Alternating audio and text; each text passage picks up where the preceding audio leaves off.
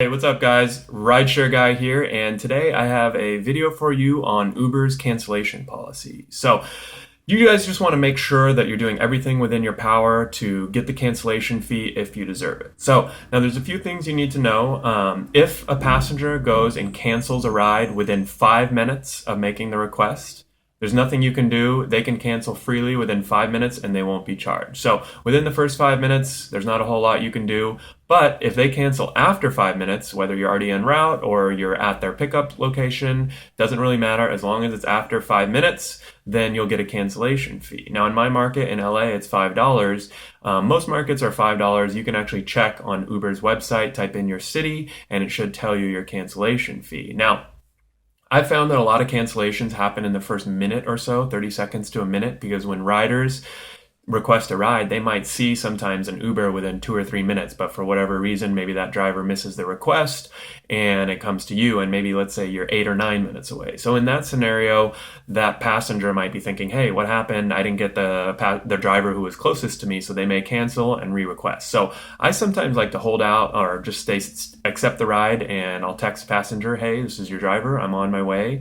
And now I know when that 5-minute clock starts from that text, but at the same time, I text them and that lets them know that I'm on the way, and I think that kind of reduces a lot of the cancellations that I have gotten in that first 1 minute. So, or they might just cancel, and then that way you haven't wasted any time. You just sit there for 30 seconds and you know instantly if you should go and get them or not. So it's pretty simple as far as within 5 minutes, if the passenger cancels, no cancellation fee.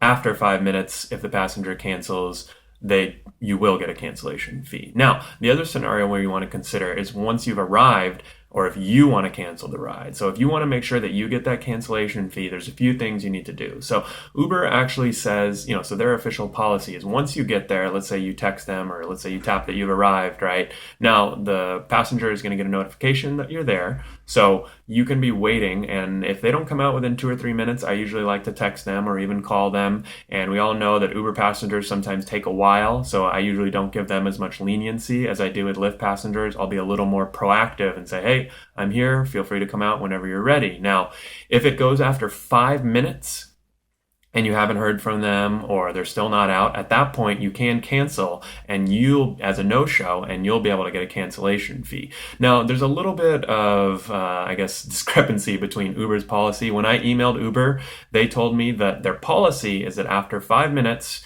if you've been in contact with them, you should cancel as a no, or they want you to wait 10 minutes if you've been in contact with them. But technically, you only need to wait 5 minutes and then you can cancel as a no-show. Now, I think 10 minutes is way too long.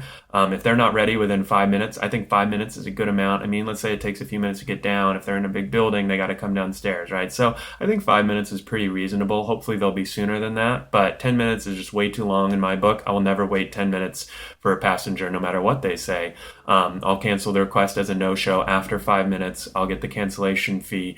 And then another tip that you make sure that you want to do is probably stay offline for a few minutes, or if you're on Uber, maybe go over to Lyft, because if that passenger goes and re-requests a ride, they're probably going to get you if you're still online, and they're obviously not going to be super happy because you just canceled on them, regardless if it was their fault or not. So that's what you want to make sure that you keep in mind. Once you've arrived at the destination, contact them, whatever you have to do. And if it's within 5 minutes, wait that 5 minutes. After 5 minutes, you'll be able to get that cancellation fee. And then it's up to you if you want to wait longer, 5 to 10 minutes. But personally, if they haven't been in contact with me at all and they're not responding to texts or calls, I'm going to leave after 5 minutes no matter what. If they're saying, oh, I'm going to be right down, I'll be right there, then I might give them another minute or two. But 5 minutes is the important number. That's the cutoff. After that, you can cancel as a no-show and you'll get that cancellation fee.